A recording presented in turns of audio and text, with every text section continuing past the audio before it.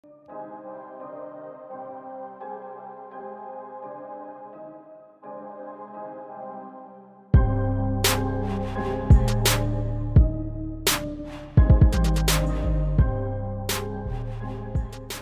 is going on, guys? Welcome back. Commentary for you. I'm going to try to not turn this into a rant, but it's going to be hard.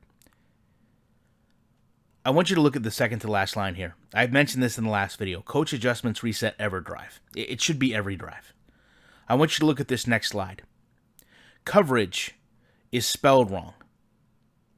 Look at the headline. I just don't know what to say. I know to some people this is a small thing, okay? But I want you to understand. I'm the last person that should be talking about spelling and grammar and words. We all make mistakes, okay? We do. But we don't do them as the voice of a billion-dollar company. We don't do them selling billion-dollar games. This, in a vacuum, is what's wrong with this game. They don't care. When you spell words wrong, when you use the wrong word, you don't care. When you send this to someone and say, this is what we're going to go over tonight, Clint, and that person doesn't respond with, hey, you spelled coverage wrong. Hey, you used the word ever instead of every. You don't care. And if you can't do little things like this right, you're never going to get a football game right. It's just not going to happen. And I mean that. And I'm sorry to say that. But unfortunately, I guess we're at a point where that needs to be said. A lot of the problems with this game are reflected in those two errors that fail a 5th grade paper. Talking about what they did change. Improve react times relative to break on ball, which goes hand in hand with added logic to modify break-on-ball reactions based on defender-facing direction. Does that even make sense? Seriously. Improve zone behavior for defenders with zone coverage abilities. Again, constructively, that doesn't say anything. Those are words put together that don't actually form a thought. What I will offer to you is, having listened to this, what we learned is what we always talk to EA about. We're looking at gameplay, and we can't actually put any type of football logic into what took place. The defense, from a man perspective, does not understand what to break on, does not seem to read the receiver, does not seem to make appropriate reactions, or is out of position and gets thrown into animations where they wouldn't generally be able to tell the ball was being thrown. As far as zone behaviors, it's much of the same. And it's going to go hand in hand with the fixed logic problems in Cover 3. Especially for the halfback wheel, but it's more than just Cover 3. I feel like EA is to the point with the halfback wheel that they need to just remove it from the game. Okay? Take it to the way of the referees, the post-game show, the halftime show, and just say, listen, this isn't working out for us, we need to move on. What happens with the halfback wheel is two things. Number one, when you have man coverage, for some reason, the defender will go down and play the flat for no purpose. So they'll literally give their leverage up in the beginning of the play to the halfback. When you have zone defense, you have another set of problems where generally, and most appropriately in a Cover 3, the linebacker plays outside in. So he'll go and he'll face guard, essentially, the halfback, but then he'll release inside back to where all the help is on the defense, by the way, and give up a pass trajectory. Neither of these things make sense, and EA just can't seem to figure it out. It goes back to improving underneath zone dropping logic. It's the same thing. The defenders just do not have an idea of how to play zone coverage. It goes beyond depths, and it goes to them not comprehending routes. So when they talk about Cover 2 and Cover 3 coverage updates, I honestly want someone. Try to find me a year where EA has not touted Cover 2 or Cover 3 coverage updates. I don't remember a year they didn't say that they were updating something. The challenge with this is really quite simple. Since the cover 2 defense, or the Tampa 2 defense, became successful in the NFL, it's probably been almost 20 years. There hasn't been a lot of variance. Maybe some shells, okay? But there hasn't been a lot of variance in how the defense actually plays. Madden is doing updates for 20 years to get it working in the game. It's still not working right. This isn't selling us anything. This is fixing the game. Moving forward to look at the most upvoted feedback, and I think this goes hand in hand with what we talk about gets changed. Zone coverage doesn't feel effective. Again, find me a Madden where this isn't mentioned. They are still admitting that it's not right. Of course it doesn't feel effective when it's not programmed correctly. Player switching logic doesn't feel intuitive. Again, we go off one player, they stop moving, we pick up a player, they start moving, they're already in animation, it goes to the wrong player. Simple gameplay mechanics in film study. Basically, in a nutshell tonight, film study was a big farce. They brought it out, they riled up the community, they're taking it out of the game, they'll reassess it halfway through the year. Just another point to kind of kick the community in the gut. Gameplay features, celebration mechanic, snap me down, celebration mechanic, no precision modifier, pre-play defensive adjustments, DB lock-ons, the archetype run styles. And I want to focus on this with 2 running backs. And I want to start out by saying, I absolutely appreciate and love this concept. You'll never find a video where I talk about not wanting players to appear unique and play differently. So when they have Christian McCaffrey here as an ankle breaker, and they talk about that being his superstar X factor, and how he has a truly devastating receiving threat, and that when he enters the zone, his fake out rates on spins, jukes, and hurdles after the catch will be impacted. When they talk about him being able to steer out of jukes and spins, and hold on to the ball when being tackled in those situations. I love that.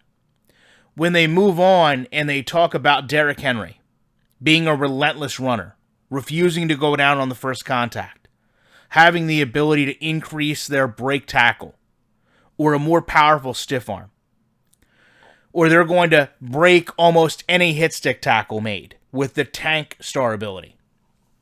Here's the problem I have with that. What we're talking about here, ultimately, is gameplay balance. Is the offense and the defense the same amount of fun to play? Or is one of them overpowered and makes the other less fun? Is it fun on defense when you go to tackle someone and they will break almost any hit stick attempt just because they have the tank star ability? I would say no. Does this actually create a signature style for the player? That is the ultimate question. To me, I say no. There's a lot of things that make Derrick Henry a power back, and I wouldn't even call him that much of a power back. He's almost like a strength back. He's not a power back like a Craig Hayward or a Jerome Bettis. He's a power back in a different way. He maintains his strength through his upper body, and he is a downhill runner. Madden has a really hard time emphasizing that, because what they do is they put the game off balance. Well, for Derrick Henry to be successful as a downhill runner, he's just going to stiff arm players. He's just going to break a bunch of tackles. That's not really replicating Derrick Henry. When Derrick Henry plays, the defense doesn't go in the huddle and say, well, don't try to tackle him. His stiff arm percentage is incredible, and we're going to have the tackle get broken. They say, listen, we're going to have to try to tackle this guy low or gang tackle him. Gang tackles aren't in Madden. That's game planning. That's when you actually have these things matter. No one goes to tackle Christian McCaffrey and worry, has he met qualifiers to make this juke more effective? No other game compartmentalizes football this way. This isn't replicating or simulating football. This is giving you mini tasks to achieve, and then once you've accommodated them, the reward is that your player gets stronger. I mean, that's honestly almost like playing Mortal Kombat. That's a fighting game. Meet all these punching combos and your uppercut is going to be stronger. That's not how football is played. That's not how football is shown. That's not even how football is drawn up. And it's interesting when they talk about this, and so many people made the connection, they even mentioned it tonight. The comic book-esque cards, we don't want superhero players. And Clint actually addressed that today and said, listen, I want my players to be superheroes. I want to look at them as, otherworldly. And that's fine. If you want to idolize these players for their athletic abilities, I'm right on board with you. But we don't want them playing like they're non-human, to the point that any other interaction they have on the field, they have total control over because they have some force field. I get that it may make other game modes like Superstar KO fun, but this is not simulation football. And when you're selling us comic book football, when you're selling us superhero football, when you're selling us a player's wearing a cape now, and you've done it for years, that becomes a problem. You want to make Derrick Henry? Put a signature running animation in the game. Make him run differently. Make him move differently. Make us control him differently. Make it to where if we try to run with Derrick Henry like he's Christian McCaffrey, we fail. Make it so where if we try to run with Christian McCaffrey like he's Derrick Henry, we fail. That is actual gameplay changes, guys. That is what everyone in this community has worked for. And if you do that, then all of a sudden your Madden Ultimate Team cards, well, you want to buy Derrick Henry for a reason. You want to buy Christian McCaffrey. You want the best card because you're getting a unique gameplay experience. You're not meeting power-ups and achievements. But it all comes full circle. It all comes full circle. When you're not putting together the best presentation to sell your game, then you're not making the best game. When you're looking at community feedback and putting things out that do not matter, like I mentioned in the prior video, face shields not fitting right, armbands being rainbow colored, when you're projecting this is what the community got fixed, you don't care about the game that you put out in the first place in the beta. And anyone could have given you that feedback, not your best gamers.